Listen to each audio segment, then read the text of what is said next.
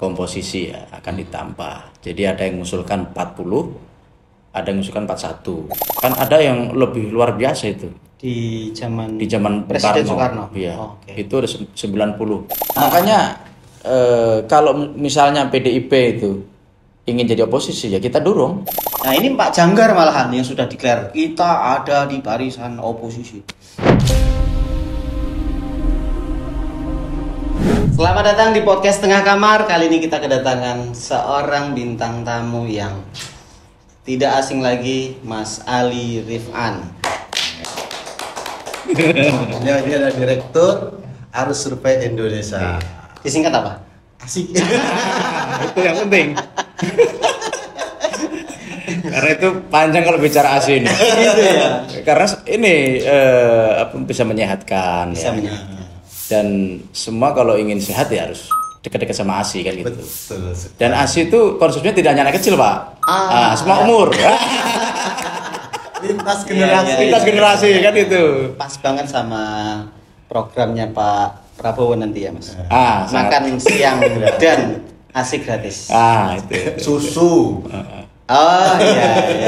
Susu. Susu Kalau gratis. ASI itu sama susu nggak beda ya. Sehat Mas Ali. Sehat alhamdulillah. Kalau sudah Dari sama- Pati ke Jakarta Iya, langsung? khusus nemuin Mas Pras sama ini ya. ada ya. Bung Ramadan. Makasih Mas Ali.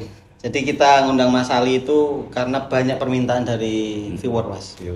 Sepil dong tentang kabinetnya Pak Prabowo versus siapa yang nanti akan di luar pemerintahan, siapa yang di dalam, keluar di dalam apa di luar. Bung Pras ini. Gitu. Gimana Mas kira-kira potret pemerintahan Pak Prabowo ini nanti? Iya, isu yang paling ramai sekarang kan komposisi ya akan ditambah. Jadi ada yang mengusulkan 40, ada yang mengusulkan 41. Siapa yang ngusulin 40 dan 41 tuh? Sebenarnya itu datang dari internal yang 40. Kalau 41 datang dari seorang ahli hukum. Itu 40. Jangan nanggung, kira-kira begitu. Ada nomor nomenklatur yang harus diisi. Kok Ada cuman yang mengusulkan kementerian baru, ada yang mengusulkan beberapa kementerian dipecah. Begitu. Oke. Nah, kalau saya ditanya seperti apa urgensinya, kalau saya memang lebih ini ya lihat kebutuhan. Kalau memang dibutuhkan dalam rangka menurunkan semua program ke dalam ini ya satu badan kementerian, oke begitu. Cuman kan harus dijelaskan memang ke publik. Kalau enggak nanti publik salah paham. Oh ini setelah terpilih bagi kekuasaan kan kesannya kan di sana. Itu. Kesan yang muncul itu di sana. Meskipun kalau kita bicara sejarah kan ada yang lebih luar biasa itu Di zaman Presiden Presiden Soekarno. Iya. Oke. Itu ada 90 90 menteri waktu menteri itu ya. di zaman kabinet yang dulu. Nah, Tahun tapi berapa itu, memang Mas? di kabinet Triloka nggak salah. Kabinet awal-awal. Nah, kalau pasca reformasi memang kalau memang 40 nanti dilaksanakan ya, dan memang harus merubah undang-undang karena undang-undang nomor 39 tahun 2028 itu kalau nggak salah ya. 28, 18. 2008. 2008. 2018 antara itulah ya. Iya. Nah, itu kan nomenklatur kan memang 34. Iya, Kalau iya. nanti ada usulan 40 ya harus Merubah dirubah undang-undang. gitu. Dan ini nanti dalam sejarah pasca reformasi terbanyak. Karena kalau kita bicara zaman Gus Dur itu 35. 35. Zaman Megawati malah lebih ramping lagi 30. Zaman Jokowi, SBY SBY 34 udah 34 ya. Jokowi 34. 34. Dua periode ini Jokowi 34 semua ya. Betul. Jadi info yang berkembang yang menguat 40 itu ya. 40 meskipun masih dalam kajian ya, masih dalam kajian. Nah, dan ini rame memang lagi dibicarakan dan kesannya tuh negatif. Kalau saya sih ngelihatnya kalau bisa dijelaskan dengan baik ya ke publik, ke grassroots. Jadi positif. Iya, tergantung penjelasan. Karena dengan sebenarnya.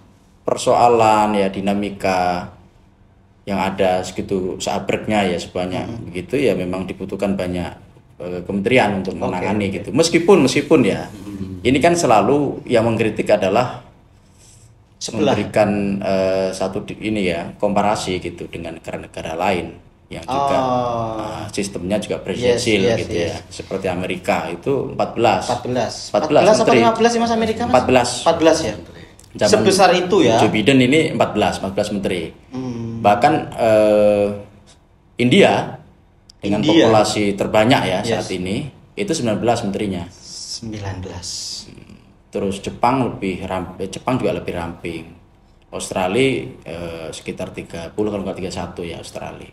Indonesia ini Indonesia termasuk termasuk rekor ya. rekor ya untuk termasuk yang bagus berarti dalam rangka menyalurkan program-program. ya betul Ya kan?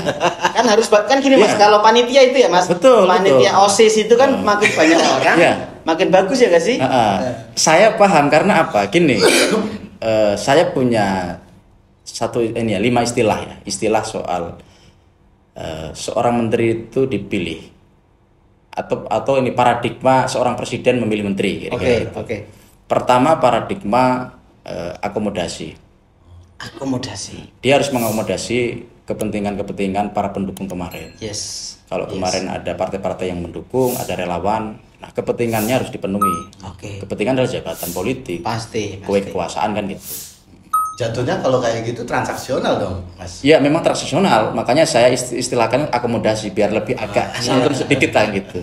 Terima kasih sih, bukan transaksional. Bentuk terima kasih. Bentuk terima gitu, kasih. Don. Iya. Diakomodasi. Politis sekali Mas dia, Mas. Ucapan terima kasih kira-kira begitu kan. Kalau- Nah, kepentingan saya dipenuhi, kepentingan kamu saya penuhi. Nah, ini namanya akomodasi. Itu. Nah, jatuhnya kalau kayak posisi kayak gitu, Bung Ramadan kita bantu Iya. sukses maju BEM. ya Bagi-bagilah. Iyalah. Nah, ini gitu kira-kira begitu. Masa udah dibantu nggak dikasih apa? Marah lah kita ya kan? Kalau publik kita sih wajar sebenarnya. Ya. Wajar. Nah, yang kedua itu ada paradigma rekonsiliasi. Rekonsiliasi. Nah, itu yang kemudian partai-partai di luar kekuasaan hari ini, partai di barisan 01, di barisan 03, itu sangat potensial ditarik ke pemerintahan. Karena ada paradigma rekonsiliasi. Apalagi secara persentase partai-partai di dalam kekuasaan hari ini, ya di dalam barisan 02, angka persentasenya baru sekitar 48%. Yang Di DPR-nya nanti jadi posisi kursinya. jumlah dari koalisi itu hanya 48%. 48%. Jadi masih PDIP ya. masih belum mayoritas. Sementara kan keputusan politik nanti kan harus Harus mayoritas. mayoritas. Dibutuhkan 2 partai bukan 1 partai. Oke. Kalau misalkan ngambil hanya Nasdem misalnya, ditambah Nasdem sekitar 11 kursi. Yes. Berarti sekitar nanti ya sekitar hampir 60 ya. Iya. Itu masih berbahaya kalau tiba-tiba ada satu keputusan ada satu kebijakan Nasdem itu nggak mau ikut gitu kan. Nasdem 70, PKB 70. Enggak, Nasdem ini persentase kursi, persentase kursi. bukan jumlah kursi. Oh, oke. Persentase. Ya, ya. Nah, kalau 2 partai itu aman. Oke. Makanya potensi Nasdem masuk, PKB masuk itu besar. Besar, ya. Karena ada kebutuhan rekonsiliasi. Oke. Harus di atas 50. Harus di atas 50. Iya, menurut saya 70 aman. 70. Aman. Kalau bisa 80 lebih bagus. tapi jika komposisinya semacam itu, otomatis ini akan mengeliminasi kelompok profesional dong kalau gini. Nah, Ya, itu yang membuat Mas Ali- kenapa perlu ditambah kuotanya. Biar tidak mengganggu kelompok profesional. Oke. Karena kan selalu kalau kita perhatikan dari zaman Gus Dur sampai zaman sekarang komposisinya itu hampir 50-50. Hampir 50-50. Antara profesional dengan Partai. kelompok partai. Ya, sekarang saja sebenarnya kan lebih banyak profesional sedikit. Di Pak Jokowi, Pak periode Jokowi. kedua ya. Dari partai itu 45, dari proporsional 55 komposisi di Pak Komposisinya Jokowi. ya. Ya jangan lebih dari 50 lah Yes, ya. yes, Ya, yes, itu sebenarnya bagian dari menjaga ini kan, menjaga apa namanya satu Kualitas lah Mas, kualitas pemerintahan lah pasti. ya satu kualitas pemerintahan. Nah, itu yang kedua tadi ya. Yes, yang ketiga Yang ketiga itu, nah ini sebenarnya yang menurut saya penting yaitu meritokrasi. nah itu. Meritokrasi. apa tuh? Jadi presiden itu harus memilih orang yang punya kapasitas di bidangnya, expertise di bidangnya. Expert ya. Ini untuk kebutuhan tadi, kebutuhan pembangunan. Yes. Jangan kemudian serahkan Menlu Sama orang partai yang tidak ahlinya. Iya, kira-kira begitu ya. Terus kemudian Kementerian ESDM itu juga ahli di situ. Nah, yang keempat itu ada juga kepentingan representasi. Representasi golongan salah satu. Golongan, misalnya kota ormas juga harus ada. Oke. NU, Muhammadiyah harus diakomodir. Apalagi ormas? Bukan partai, ini ormas nih. Iya. Orang ormas besar biasanya. Iya, iya. Muhammadiyah, NU, yang biasanya LDI. diambil representasinya itu 2. Yang lain mungkin ada tapi bukan menteri levelnya. Oke. Kalau menteri biasanya 2 ini, 2, karena ya. ini 2 ormas yang besar ya. MU dan NU. NU itu dan ya. Muhammadiyah, dan itu sudah ada posnya masing-masing itu. Ada pos. Biasanya ya, Yes. meskipun itu tidak biasa. Ya, ya. Biasanya kan kalau NU Menteri Agama, Muhammadiyah itu Kemendikbud. Pendidikan. Meskipun belakangan agak berbeda kan gitu. Yes. Kemendikbud dipegang oleh profesional, bukan dari Muhammadiyah. NU tetap NU. NU tetap. Nah, kemudian yang terakhir itu adalah paradigma loyalty. Loyalty. Jadi orang yang dianggap loyal ke presiden dan itu ditempatkan presiden di pos-pos strategis untuk menjaga dia dari aspek politiknya dan lain-lain ya. Terus agenda 2029. Karena ini kan periode pertama. Tetap harus berarti menteri-menteri seperti Seskap, ya Menteri Keuangan gitu. Oh, berarti kemungkinan kayak Sri Mulyani bisa input lagi nih? Belum tentu, karena kalau kita perspektifnya, nah Sri Mulyani masuk perspektif mana? Kalau Sri Mulyani masuk perspektif loyalty belum tentu masuk. Tapi kalau Sri Mulyani masuk perspektif meritokrasi, pendekatan pada kapasitas dan ekspertis seseorang, nah dia bisa masuk. Bisa masuk. Makanya lima pendekatan ini yang menurut saya itu relevan dalam membaca siapa calon menteri. Opung sepertinya loyalis banget ya. Opung bisa masuk ke yang terakhir ini tadi. Makanya nanti Menko, Seskap, Sekretaris Kabinet ya, Sekretaris Negara, kemudian Menko Polhukam. Nah, itu pasti adalah paradigma loyalty, orang-orang yang loyal ke dia. Yes. Terutama ya itu tadi yang kementerian-kementerian inti. Atau kalau lembaga-lembaga setara kementerian ya seperti Kapolri, BIN, kemudian Jaksa Agung, ya kan, Kapolri, itu pasti pendekatan loyalty. Loyalitas. Prediksi Mas Arief nih, Opung Luhut kira-kira ditaruh di mana ini? Opung Luhut itu ada 2 kemungkinan. Ada kemungkinan dia sudah nggak masuk lagi di kabinet dan dia mengendorse guru besar politik, mengendorse orang kepercayaan dia untuk masuk. Karena kan pernyataan di media kan beliau sudah sepuh, kemudian pengen istirahat gitu. Misalnya siapa itu tadi? Ya, sudah ada nama belum? Orang kepercayaan di circle-nya Luhut ya bisa dilihat lah ya. Ada yang dari timur juga ada. Siapa dari barat dari timur? Ada. Kita kan nggak tahu. Nama itu Indonesia. Ada, bisa di searching itu. Di Google orang kepercayaan Luhut. Gitu ya. Muncul di Google nanti itu. Oke. Kalau kita sebut takut GR gitu. Iya. Tapi kalau balik lagi ke tadi, 5 faktor ya kan untuk bisa menentukan menteri siapa yang masuk. Sekarang kementeriannya kan dari 34. Sebelumnya kan 34 ya. Iya. 40 atau 41 itu apa aja Mas nanti yang ditambah atau dipecah? Ya menurut saya yang ada urgensi hari ini karena ini bagian dari program 02 saat kampanye ya, makan siang gratis adalah Kementerian Gizi. Kementerian Gizi. Oke. Kementerian Nambah Gizi. 135. Asing lagi masuk. Asing menang banyak. Ini juga dalam rangka ini ya, selain dalam rangka apa namanya SDM kita juga bagus the next-nya 20 tahun mendatang, itu juga dalam rangka mengurangi stunting. Dan sebenarnya kan kalau kita apa namanya ngelihat program ini kan program yang hanya dilakukan Indonesia ya. Sudah ada success story-nya ini. Di beberapa negara. China khususnya China. China itu punya program sekitar 20 tahun yang lalu atau 30 tahun yang lalu. Makan siang gratis. Cina itu punya program. Kalau Cina nggak hanya makan siang tapi susu. Wah, kembali ke ASI lagi. Susu gratis. Susu gratis. Jadi dia memberikan apa namanya susu gratis kepada anak-anak yang sekolah di usia SD ya, sekolah dasar. Itu membekali ini kan. Untuk membekali fisiknya sama ininya kan, biar asam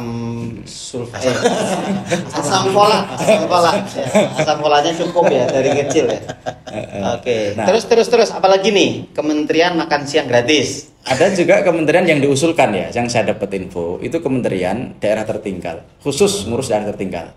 Oh, itu berarti pecahan dari Kementerian Desa dong. Betul. Kan? Desa betul. Sekarang ngurusi desa dan karena memang PDTT, terlalu berat itu desa itu sama daerah tertinggal. Daerah tertinggal itu khusus.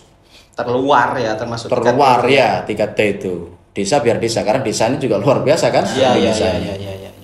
Itu Terus beberapa menteri strategis. 3 berarti yang 3, lain. 4, 3, 5, 3, 6. Udah baru 3 nih Mas. Masih kurang Terus 4 lagi. ada kementerian-kementerian pecahan, misalnya Kemendikbud. Oke. Itu ada keinginan kebudayaan dipecah. Pecah. Kebudayaan dan pendidikan dipecah. Dipecah. Karena kebudayaan itu kalau bagi deklarator kita, Bung Karno, proklamator, sorry, deklarator, sebagai partai ini kan. Kayak partai Nasional Demokrat. karena background yang interview dua-duanya ini mahasiswa, aktivis gitu loh, dulunya. Aku bukan Mas. Aku apa? Komedian. Kupu-kupu. Jadi kita deklarator terus kan. Berangkat dari aktivis Iya, aktivis kan. Kan Sule ini ya aktivis Mas. Proklamator. Jadi memang kebudayaan penting kan gitu. Oke. Kan politik, ekonomi kan kebudayaan kan gitu. Yes. 37 baru. 3 lagi nih Mas. Nah, kalau itu kita lihat nanti perkembangannya. Ada lagi nggak usulan-usulan apa gitu, misalnya Kementerian Kreatif gitu kan, atau Kementerian AI sendiri gitu Mungkin karena gini, kan situasi ke depan itu di Jepang itu kan ada menteri, satu kementerian ya. Satu kementerian yang mengurus situasi-situasi ke depan yang ini unpredictable. Jadi isinya para futurolog. Yes. Para pembaca masa depan. Bukan dukun, bukan ini. Peramal masa depan tapi scientific approach pendekatannya, scientific. Kayak di sini BRIN-nya gitu ya. Beda ya. Agak beda dengan Beda BRIN ya. ya. Kalau BRIN kan Riset aja ya. riset aja, tapi ini seorang inovator. Oke. Dukun Inovator futurolog. Futurolog Oke. itu orang yang bisa membaca masa depan tapi kerangkanya kerangka ini ilmu Ilmiah. pengetahuan gitu. Iya. Bukan yang sering ini kan didatangi oleh para calon-calon yang mau maju itu. Future dukun. Futurolog. Kalau tokohnya kan Alvin Toffler gitu. Itu kan para itu futurolog gitu. Yes. Nah, itu ada satu kementerian yang isinya itu para futurolog. Kalau di Jepang ya. Iya, itu nanti ngelihat situasi ke depan tuh ada apa. Termasuk kan kedatangan media sosial dalam 12 tahun terakhir itu kan merubah lanskap semua bidang nih. Betul. Bidang pendidikan, ekonomi, politik, Berubah ya kan? semua. Mas. Berubah secara radikal. Termasuk bidang pendapatan. Betul. Nah, kita 10 tahun mendatang kan tidak pernah tahu akan muncul apa. Termasuk AI ini kan harus dimitigasi kan, seperti apa dampak AI dalam berbagai sektor. Benar. Nah, harus ada kementerian yang mengelola itu, membidangi itu. Biar apa? Biar Indonesia bisa adaptif dengan situasi yang ada. Apalagi narasinya kan kita ingin menuju negara emas kan? Indonesia emas. Indonesia emas 21 2045. tahun lagi. Ya kan? Berarti kalau 45 ini relate dengan julukan kemarin, bisa jadi ini kabinet gemoy nanti. Iya. Kabinet gemoy. Ya kan? Memang yang lagi viral itu istilahnya kabinet gemoy. Gendut maksudnya ya? Kabinet gendut. Oke, isinya banyak. Isinya banyak. Oh, mungkin Mas, yang 3 itu mungkin Menko mungkin Mas. Kan Boleh jadi Menko. Bisa ditambah pasti Menko kan? Menko bisa ditambah 2, jadi 6 Menko. Sekarang kan 4 Menko. Ya, 4 tambah 2 berarti tinggal 1 lagi kementerian sama tambah 2 Menko. Pas Mas. Pas. Pertanyaannya kita bisa jadi menteri apa ini nanti? Sudah hitung-hitungan ya. Oh, kalian nggak ikut berjuang kok. Jadi kan udah jelas ini, komposisinya itu kan jelas. Jadi gambaran ke depan sepertinya ini banyak kelompok-kelompok partai ini, parpol yang mendominasi. Oke. Nah, itu kalau menurut Mas Ali Rifan sebenarnya gimana? Dampak plus minusnya lah gitu. Saya sih termasuk orang ya tidak mau mendiferensiasi, membedakan antara dari partai non partai. Karena dari partai yang profesional, yang ekspertis juga banyak. Loh, orang-orang partai itu kalau ditanya pendidikannya bagus-bagus, Pak. Pengalamannya di lapangannya juga bagus. Dan dia ekspertis di bidang tertentu. Betul. Tidak kemudian asal-asalan ya, orang partai itu asal-asalan. Dan saya lihat kan orang-orang partai, ketum-ketum partai ini kan juga ngelihat kadernya, dilihat ini bidang apa yang pas mana, kan dia lebih tahu kan, karena dia intim berhubungan selama ini begitu. Jadi saya tidak membedakan partai non partai, tetapi dipastikan adalah orang itu memang punya kapasitas. Oke. Kalau saya di situ saja berhentinya. Orang itu punya kapasitas di bidangnya. Entah itu dari partai ya, atau non partai, atau dari ormas, itu urusan lain. Tapi dia punya keahlian di bidang itu. Oke. Garantornya ini apa? Garantornya kan untuk menentukan dia jangan-jangan orang partai ini ambil aja asal gitu atau gimana? Garantornya ketua umum kalau partai. Oke. Bahkan dugaan saya, meskipun presiden punya hak prerogatif ya, Yes. tapi dalam konteks menteri partai itu sepenuhnya nanti akan manut ya, sami'na wa ata'na sama ketum partai. Sama ketum partai. Dan artinya Karena itu tugas- memang jatahnya partai. Oh, Jatahnya partai. tugas ketum partai nanti untuk mendelegasikan kader terbaik. gitu Mungkin biar ada pilihan partai menyodorkan tidak satu nama, 2 atau sampai 3 nama di Kementerian A misalnya. Yes. Jadi kalau PKB misalkan akan dapat 2 menteri, nah sebenarnya PKB menyodorkan 6 nama. PKB dapat berapa tadi? Misalnya ini misalnya misal. kalau Oke, kompos kalau kotanya ditambah 40 Pak, dugaan saya 2 menteri. Oke. Nah, kalau nggak ditambah 1,5. Maksudnya gimana? Harus setengah. Pamen maksudnya. Oke. Atau bahkan bisa 2,5. Kalau ditambah kotanya 41. Nah, gitu. Makanya doakan aja biar ditambah. Kalau kita kan profesional, Mas. Wah, ini komika profesional ini. Kalau dari yang lain-lain bocoran nama-nama udah ada, Mas? Belum. Sejauh ini kan nggak bisa kita verifikasi kebenarannya ya, karena itu kan keluar dari mana kita juga nggak tahu. Iya. Nggak langsung official, kecuali official. Mungkin ada survei sudah mensurvei gitu. Iya. Belum. Meskipun kan untuk memilih menteri selain 5 variabel tadi ya, variabel akomodasi, variabel representasi, variabel rekonsiliasi, variabel meritokrasi dan Yes. variabel loyalty begitu. Tapi juga ada 2 variabel juga, variabel publik dan variabel politik. Jadi selalu seorang menteri itu akan melihat tokoh ini dilihat dari publiknya. Publik itu punya reputasi apa tidak, layak apa tidak. Kan nggak mungkin tokoh dari gunung mana yang nggak kenal siapa-siapa, orang nggak kenal terus ditarik kan nggak mungkin. Oke. Harus juga Oke. akseptabilitas harus Yes. dilihat kan. Nggak sembarangan Tingkat pasti. kesukaan orang, trust orang terhadap sosok itu seperti apa. Aspek publik, penilaian publik kan gitu. Betul. Tapi juga ada aspek politik gitu. Aspek politiknya itu kalau menteri yang dipilih hak prerogatifnya ini bukan perwakilan dari, bukan yang disodorkan dari partai-partai loh. Oke. Tapi dia pribadi, Oke. dia akan berpikir soal elektoral 2029. Artinya variabel politik penting. Dia akan menempatkan pos-pos strategis yang berkaitan langsung dengan hajat hidup orang banyak. Itu adalah orang dia Oke. yang bisa dikapitalisasi menjelang pemilu Ya. 2029. Persiapan. Mensos ya dan lain-lain lah. Ya, Kementerian yang langsung ke basis ya, ke bawah ya. Betul. Oke. Itu biasanya memang diambil dari orang-orang yang dipercaya oleh presiden. Jadi aspek politik di situ masuk, termasuk urusan stabilitas. Makanya Menhan, Menko Polhukam itu juga akan diambil dari orang-orang yang dianggap loyal ke presiden. Oh ya, pasti itu titik-titik inti ya. Titik-titik inti, penting gitu ya. titik-titik penting. Kalau relawan gimana, Mas? Relawan itu masuk kategori akomodasi. Sudah ada belum bocoran-bocoran relawan yang masuk gitu? Jadi kan Jangan-jangan relawan ini kan relawannya Kang Sule masuk. Juga ada klaster-klaster relawan. Iya, Ada iya. relawan tier 1, ada tier 2, tier 3. Kelas-kelasan ya? Kelas. Tier 1 wamen. Tier 1 wamen. Wamen. Hanya wamen, Mas, maksimal relawan itu. Sebenarnya itu dulunya wamen. Itu sudah hebat. Tapi belakangan posisi relawan itu naik, Pak. Surplus. Oh, malah naik, Bukan, bukan turun. naik kelas. Oh, naik. Malah naik kelas. Loh, Budi Ari ini kan relawan nih. Projo. Trenggono. Itu Pak Menteri, Pak. Menteri ya. Dulunya kan kelasnya kan ini kan kelasnya kan tier 1 itu wamen.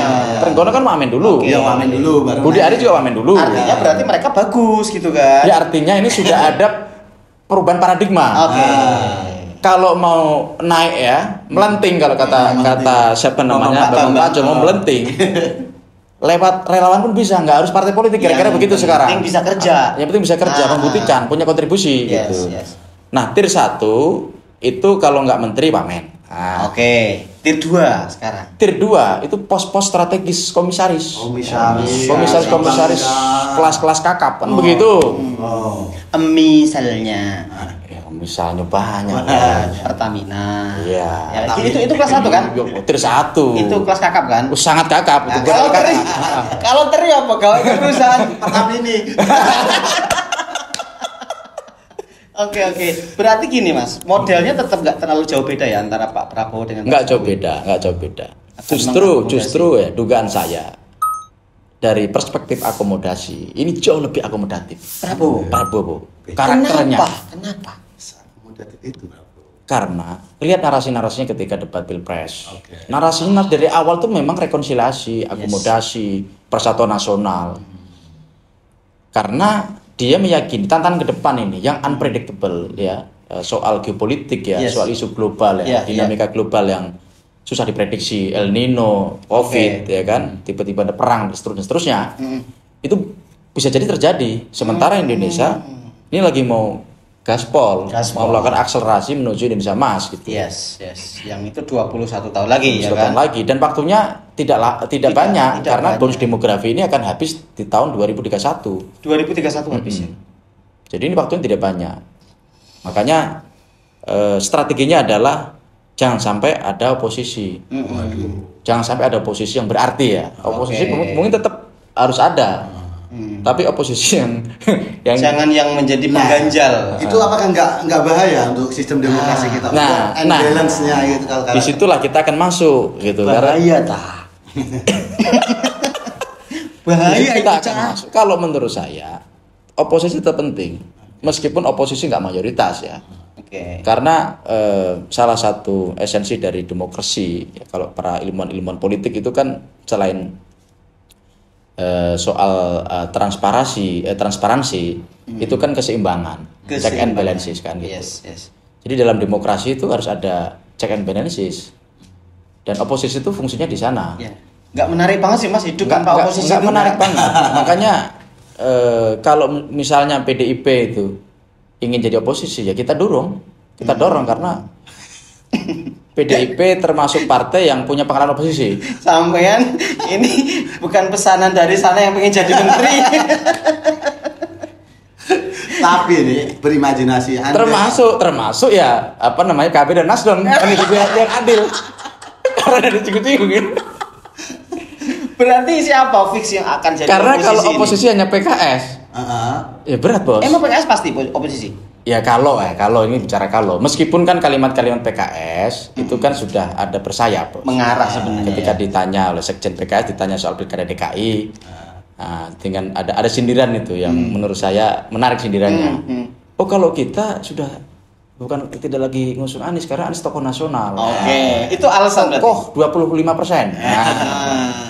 Sudah saatnya kita ngusung kader sendiri dan Anies harus sebagai tokoh nasional yang sudah 25% mendorong kader-kader PKS gitu. Kalimat PKS ini sebenarnya dalam perspektif politik bisa kita baca, oh ini sudah main mata sama Prabowo Gibran gitu kan. Saya nggak dukung Anies nih, saya ikut kesana aja kira-kira begitu. Berapa kali sih omongannya si Habib Jafar Itu. Habib Abu.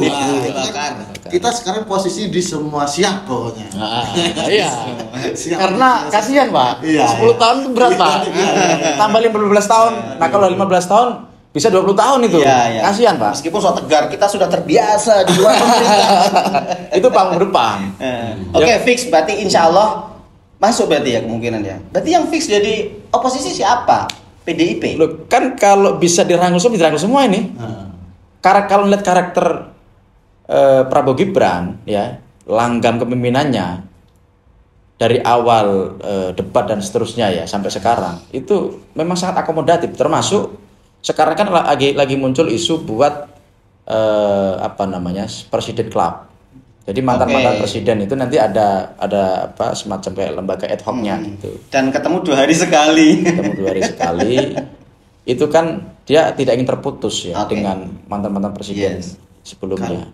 Kalau PKS main mata dengan Pragib, apakah bergetar ini basis masa PKS bawah ini? Gimana itu menurut Mas Ali Rifan lihatnya gejolak itu? Yang gimana? Ya kan main mata dengan Prabowo Gibran kan tadi sempat disinggung. Apa nggak bergejolak ini akar PKS-nya? Yang mereka kan getol kan? Sebenarnya kalau ke Prabowo Gibran itu tidak terlalu ya. Kalau kita lihat grassroots itu, kalau kita cross tabulasi itu pendukung PKS itu, konsen PKS itu persebaran suaranya itu kan pertama pasti kan ke Anies. Yang kedua itu Prabowo Gibran, baru ke Ganjar Mahfud. Jadi konstituen PKS itu lebih dekat dengan setelah ini ya, setelah Amin setelah Amin itu lebih dekat dengan Prabowo Gibran ketimbang ke Ganjar Mahfud. Karena memang dengan ideologi PDIP dengan PKS itu diametral. Ada garis demarkasi yang tebal begitu. Tapi kalau dengan Prabowo itu tidak tebal garis demarkasinya. Dengan Sekjen PKS berulang kali, 5 kali aja ngomong itu sudah pelebur itu garis demarkasinya. Tanda-tanda. Karena Prabowo kan pernah diusung. Betul. Dua periode. Ya, 2 kali kemarin ya. 2 kali kemarin. Ada ikatan sebetulnya. Ada ikatan. Nah, ini Pak Janggar malahan yang sudah declare kita ada di barisan oposisi. Pak Janggar Pranowo. Janggar. Iya. Pak Ganjar. Nah, ini makanya saya lagi mencerna kan. Itu. Janggar atau Prabroro kan gitu. Dulu kan begitu kan, yang viral. Itu serius itu Pak Ganjar itu oposisi. Terus dampaknya kira-kira gimana kalau nggak tahu kalau Pak Anies ya, Pak Anies kan kayaknya masih di jalur perubahan juga kan. Di jalur perubahan dan lebih normatif saya kira.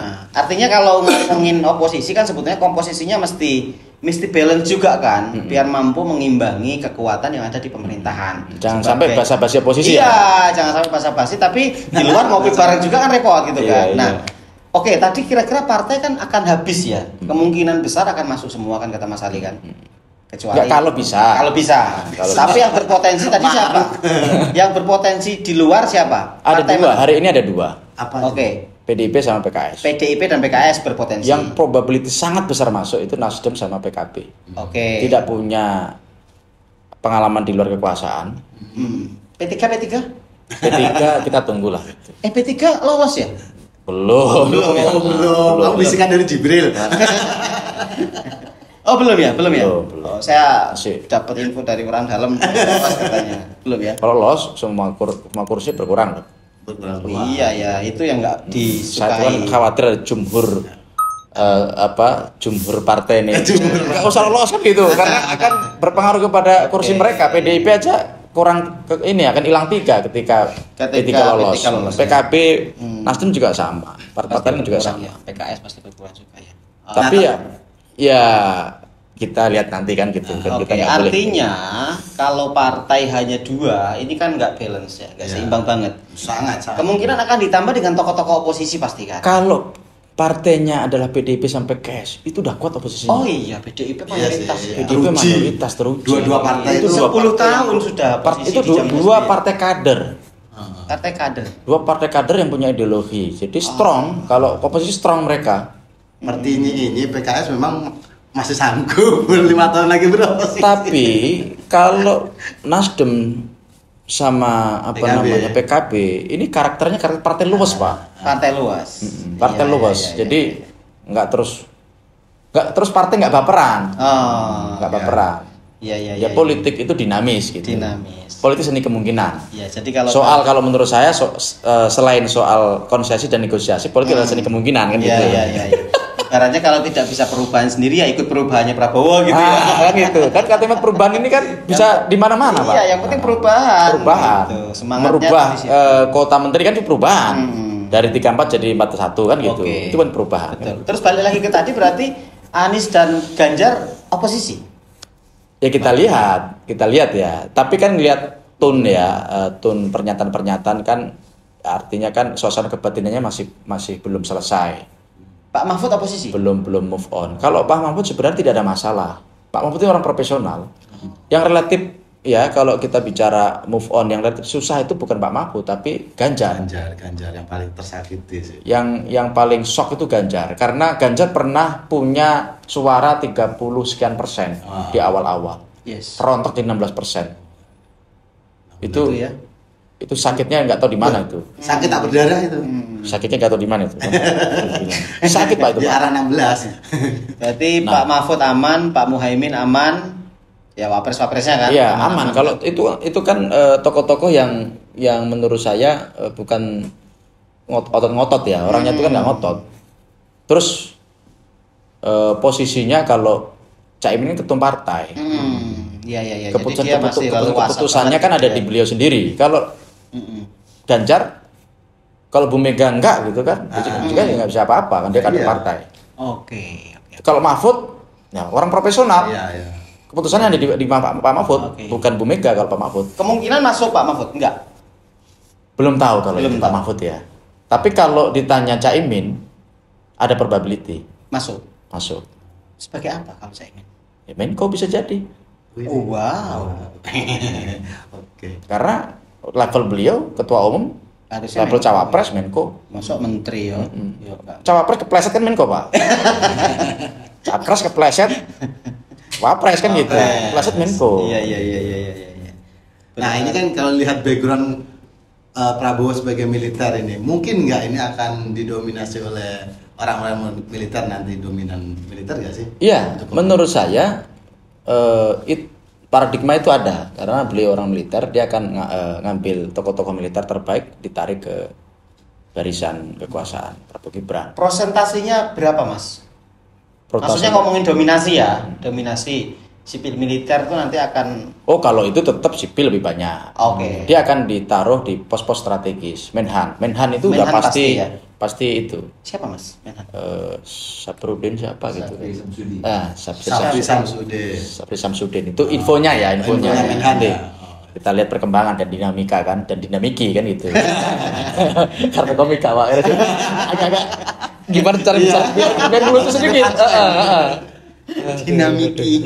Tapi misalnya kalau dominasi itu militer, apa kira-kira dampaknya ke depan? Atau menurut Mas Ali atau biasa-biasa saja? Biasa-biasa saja menurut saya. Militer hari ini beda dengan militer yang dulu ya. Tidak menakutkan. Tidak menakutkan. Nah, kan kekhawatiran publik kan takutnya militer dominasi militer berlebihan mengulang periode tahun sebelumnya kan gitu. Iya, itu memang itu yang kemudian kita khawatirkan ketika militer dominan di dalam, terus oposisi nyaris nggak ada, jadi absolut kekuasaan ini. Ya mungkin tidak ada niatan hari ini kan, kekuasaan hari ini tidak ada niatan, tapi dalam perjalanannya tiba-tiba ada niatan diperpanjang kan gitu. Terus presiden periodenya dirubah jadi 8 tahun kan, kita nggak tahu, kepala desa aja Kayak kepala desa. Iya. ngikuti dari unit paling kecil kan gitu, semua akan dirubah jadi 8 tahun kan gitu. Iya. Wah, ini sebenarnya agak ngeri-ngeri sadap. Agak ngeri-ngeri sedap sebenarnya polisi sih sebenarnya kalau dominasi. Kalau sebelumnya kan dominasi. Betul. Polisi kan kuat di periode Kuat. Jokowi. Nah, ini kayaknya Di periode Jokowi memang dominasi polisi kuat, Pak Tito, Pak Sigit dan lain-lain. Sekarang kemungkinan militer. Tapi kan militer humanis, Mas, sekarang, Mas, ya. Humanis, militer humanis. Sudah akan kembali ke barak kan. Barak mana kan gitu. tapi masa ya kembali lagi ke oposisi tadi. Oke. Apa iya masa PDIP siap menjadi oposisi tunggal ya? Kalau ini kan PDIP banyak versi ya. Kalau versi Hasto gitu dan Bu Mega kan sepertinya masih kekeh ya. Kalau versi Puan sudah agak lentur. Kita nggak tahu nanti di mana ini jalan tengahnya gitu. Dan kan kalau kita perhatikan kan sebenarnya pernyataan Hasto itu sepertinya melokalisir ya. Kalau sama Prabowo ini seperti nggak ada masalah. Yang ada masalah itu sama Jokowi dan keluarga. Sepertinya ya. Ini dugaan saya. Oke. Beberapa pernyataan yang saya lihat itu tembakannya itu kok rasa-rasanya kok mengarahnya ke situ. Ke keluarga presiden. Bukan ke Pak Prabowo. Itu bukan karena Mbak Puan yang dari awal memang udah berkomunikasi dengan Pak Prabowo. Iya, kalau Puan itu kan ada nilai strategisnya. Oke. Ini kan juga terkait dengan the next PDIP 1. Yes. Kan ini kan ada dua faksi Prananda, Oke. dan faksi Puan, Puan. gitu ya. Kalau Saudara nih. iya, ini kan ada dua faksi Iya, nih. iya. Nah, kalau kita bicara faksi Puan itu ya pengennya masuk di kekuasaan karena biar nanti ketika ada pemilihan ini dibantu kekuasaan gitu kan. Beda cerita dengan faksinya Mas Prananda. Prananda. Mas Prananda dan Mas Prananda itu faksinya kan faksi Ganjar. Oh, faksi Janggar. Jadi juga situasi di PDIP sendiri ini juga belum clear ya. Itu yang membuat misalnya ya meskipun ketika ditanya juga belum tentu ini ya maksudnya memang betul apa enggak gitu ya. Iklan-iklan PDIP belakangan ya. Belakangan kan nggak ada Ganjar Mahfud gitu kan. Di mana? Di TV. Hanya PDIP dulu. Oh. Coba cek lagi di Google. Ada iklan PDIP itu nggak ada Ganjar Mahfudnya. PDIP. Nah itu katanya yang kelola iklan itu adalah faksinya Puan gitu. Ya, partainya Selamat kan gitu. Partai Selamat the next juga kalaupun bergabung kekuasaan juga nggak ada masalah gitu. Tapi kan tetap ketum adalah Bu Mega. Iya. Veto player ada di Bu Mega. Selama Bu Mega masih memimpin ya kekuasaan penuh. Termasuk nilai strategis membuat Presiden Club ini juga dalam rangka membangun rekonsiliasi lingkar veto player. Tapi itu idenya Pak Prabowo atau Pak Jokowi, Mas? Sepertinya idenya Pak Prabowo. Gara-gara Pak Prabowo ini susah. Prabowo terus nanti ini Prabowo idenya Pak Prabowo. Kenapa? Ini kan satu jembatan komunikasi, rekonsiliasi, konsolidasi para veto player. Oke. Jadi kalau kan veto player di Republik ini kan mantan presiden itu veto player Pak di Republik Pak. Yes. Tokoh yang pernah memimpin Republik itu ya orang berpengaruh dan punya hak veto ya. Ya, sangat berpengaruh. Kalau tokoh-tokoh ini adem, Pak. Bu Mega ketemu sama Jokowi, sama SBY, sama Prabowo. Yang lain biasa juga mau gotok-gotokan ke Pilpres kemarin juga, aduh ini yang atas sudah ketemu gitu. Apalagi kalau ketemu 2 hari sekali. 2 hari sekali, apalagi begitu. Makanya ide ini menarik menurut saya ya. Kalau kita bicara konsep akomodasi dan rekonsiliasi.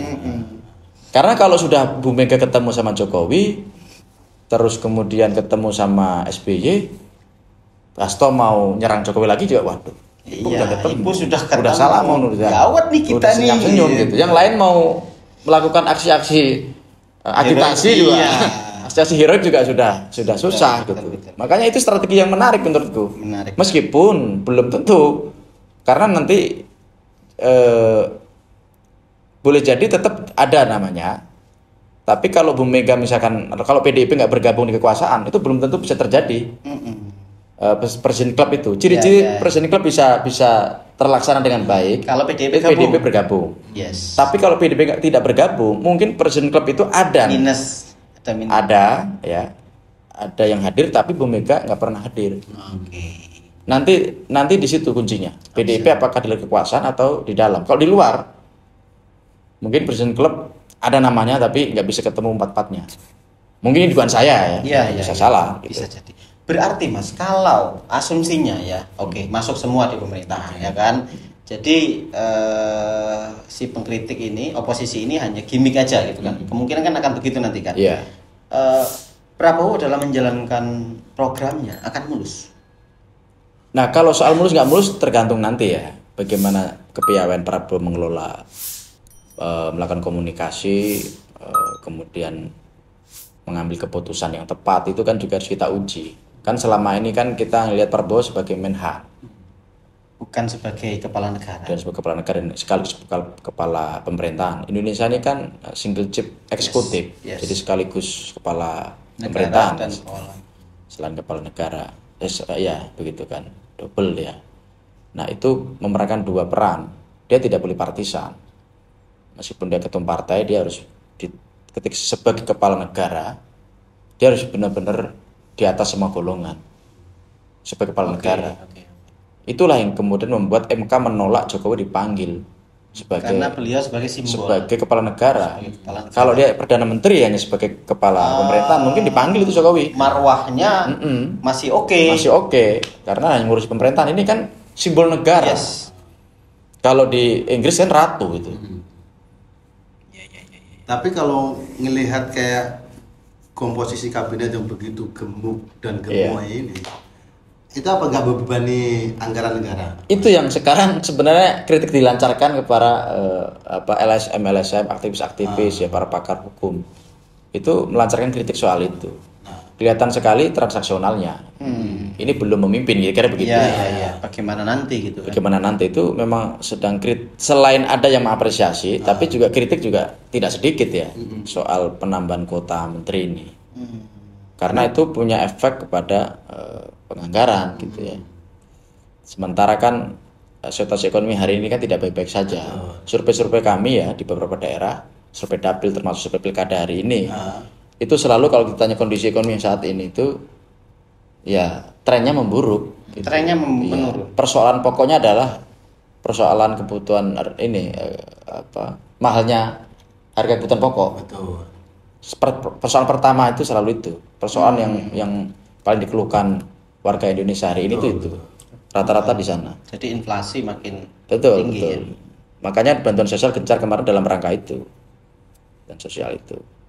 Gambarannya berarti gimana Mas? Harusnya pemerintahan Prabowo ini biar sesuai Ideal. sama Ya, zakon kabinet. Zakon Kabinet menteri kalau bisa ya sesuai dengan undang-undang yang ada. 34 aja. 34 itu sebenarnya sudah gemuk kalau dikomparasi dengan negara-negara lain gitu. Kalau kita bicara bicara ideal zakon kabinet dan kemudian ramping, selain mempermudah atau efektif ya dalam komunikasi koordinasi, itu adalah efisiensi. Jadi efektif efisien. Efektif itu komunikasinya efektif, efisien itu penganggarannya juga lebih ini hemat kan, karena pos-pos berkurang gitu. Karena salah satu salah satu item-item dalam undang-undang soal kementerian yang ada ini itu harus memperlihatkan efisiensi dan efektif. Yes, gitu. harusnya begitu sih. Biar ada itu di undang-undang itu ada turunan pasal itu ada. Sebuah kementerian itu harus begitu gitu. Dan ada sinkronisasi. Gimana maksudnya? Sinkronisasi itu harus sinkron dengan kebutuhan pembangunan. Jangan kemudian membuat nomenklatur kementerian yang jauh dari ini nggak penting sebenarnya dibuat hanya kepentingan akomodasi gitu. Kalau nggak penting-penting amat ya nggak usah kan gitu. Bisa didobel-dobel sebenarnya. Hanya sekadar mengakomodasi kepentingan politik, kepentingan para yang kemarin bantu gitu. Harus berangkat dari variabel-variabel pembangunan. Iya sih. Itu sebenarnya grafiknya di sana. APBN kita yang 3.000 triliun bisa membengkak nanti bisa kalau misalnya membengkak. kementerian ditambah. Itu kalau bicara ideal. Tapi kan dalam politik itu ada namanya idealitas politik, ada namanya realitas politik. Yes. Kalau idealitas politik ya pasti yang normatif yang bagus-bagus. Real politiknya, ya itu kan begitu. Susah, susah. Presiden itu seperti tersandra. Kita itu kan masuk dalam sistem presidensial, multipartai ekstrim. Nah, salah satu konsekuensi dari sistem presidensial multipartai ekstrim itu akan terjadi kontraksi-kontraksi di dalamnya. Kontraksi. Nggak keguguran aja untungan. Nggak keguguran sudah beruntung. Kenapa? Karena presiden itu ya terpilih itu menjadi presiden minoritas. Ya sekarang kan minoritas pendukungnya. Beda dengan sistem dui partai kayak di Amerika. Jadi presiden ya dia langsung berkuasa partai Republik yang menang Partai Republik mayoritas. Clear. Karena Demokrat dua pilihan, sana oposisi ente. Kita yang kuasa kan gitu. Nah, di kita dulu kan juga Presiden Jokowi pas pertama kali terpilih 2014, presiden minoritas itu. Partainya sangat sedikit itu. Iya. Baru 2019 yang mayoritas ya. Itu yang kemudian dia harus mau tidak mau paradigma rekonsiliasi, paradigma akomodasi berjalan di sana. Narik partai-partai di luar dengan konsesi-konsesi tertentu. Karena politik selain seni kemungkinan adalah persoalan konsesi dan negosiasi kan gitu politik itu. Dan waktu itu rame banget zaman Pak Prabowo kalah di pertama ya. Kalau begitu bisa jadi ini threshold 8% ini. Nah, kalau kita pengennya multipartai tidak ekstrim, ini kan multipartai ekstrim. Karena ciri multipartai ekstrim itu ketika partai itu di atas 8 partai, itu sudah kita sebut ekstrim. Kita tuh kan kadang 9, kadang 10 kan partai di Senayan. Itu menurut kita sudah ekstrim. Loh, presiden harus ngelola loh. Semua kepentingan partai segitu banyaknya. Betul. Ngelola kepentingan partai itu, ngelola rakyat. Ngelola keluarganya, ngajak main cucu, ngelola menteri, ya banyak banget ya Mas. Banyak banget. Kan kalau di sistem multipartai, sistem bipartai misalkan, ya udah kepentingan satu partai, selesai. Ini ada kan sebagian partai di dalam kekuasaan, tapi nanti melakukan oposisi, Pak. Iya. Dulu di zaman SBY kan PKS kan melakukan oposisi di dalam. Iya. Oposisi di dalam itu. Nah, makanya kalau saya ditanya, sebaiknya Prabowo ngambil satu partai atau dua partai. Satu partai kan sudah mayoritas, tapi tidak aman menurut saya. Harus dua-duanya. Dua partai. Kalau satu ngambek, oposisi di dalam, masih ada satu partai tersisa, masih mayoritas. Iya. Kalau misalkan ngambil cuman hanya Nasdem, ya kan? Ini kan kalau Nasdem kan total kursinya kan sekitar 60%. Iya. Artinya udah mayoritas, the majority kan udah. Tapi begitu ada keputusan BBM naik, Nasdem ingin cari perhatian publik kan, kemudian nolak kan gitu. Keputusan itu nggak nyampe 50%. 50% kan gitu. Nah, sebaiknya dua partai, ada satu mutung kan, ada satu ngambek, yang satu masih ada kan gitu, masih tetap 50% ke atas gitu. Kira-kira berapa threshold tadi? Kalau threshold 4% masih. Threshold itu kalau mau dinaikkan ini kan banyak kemudian yang nolak. Presidensial. Parlemen prediksi sama ini parliamentary threshold apa presidential threshold? Karena yang berbeda ini. Parliamentary threshold kan 4. Partai-partai lain kan yang dari revisi kemarinnya sempat. Iya, kan sudah ada yang ngusulin Nasdem 7%. Saking optimis Nasdem kan. Tapi nyatanya memang perolehan kan di atas 7%. Makanya berani ngusulin 7. Ngusulin 7. Tapi partai-partai lain keberatan. Partai-partai yang berpotensi gurem ya kan, terus middle class gitu. Nah, itu kasihan Pak. Iya. 4% 4 votan ini kan. Apalagi 7%. Benar. Nah, memang ada plus ada minus. Kalau penyerdaran partai itu kekuasaan akan bergilir di beberapa gelintir elit. Misalkan nanti ada 3 partai. Ya kan misalnya. 3 partai saja gitu Republik ini kan. Ya kekuasaannya bergilir di 3 ini. Iya, muter aja di situ. Muter aja di situ. Sirkulasi kekuasaan akan muter di 3 situ. Tapi dulu enggak muter satu doang. Enggak bergilir. Ya karena enggak diputerin. Gitu. Iya. Soal putar memutar ini nanti nggak asli lagi. Aduh. Oke. Asik banget Mas. Sebetulnya ini bisa 2 jam, tapi karena kita dibatasi 2 jam setengah malah. Karena kita dibatasi 35 menit. Terima kasih Mas Ali. Sama-sama. Kita undang lagi Bung nanti sama Bung Ramadan. Kalau sudah jadi di kabinet. Iya. Semoga kita terpilih jadi menteri Pak Ali. Iya. Ya menteri urusan dapur dan ya kan. Oke teman-teman, kalau mau request siapa yang akan kita undang, komen di bawah ya. Nanti akan kita hadirkan apa maunya teman-teman netizen semuanya. Oke, makasih Mas Ali. Sama-sama.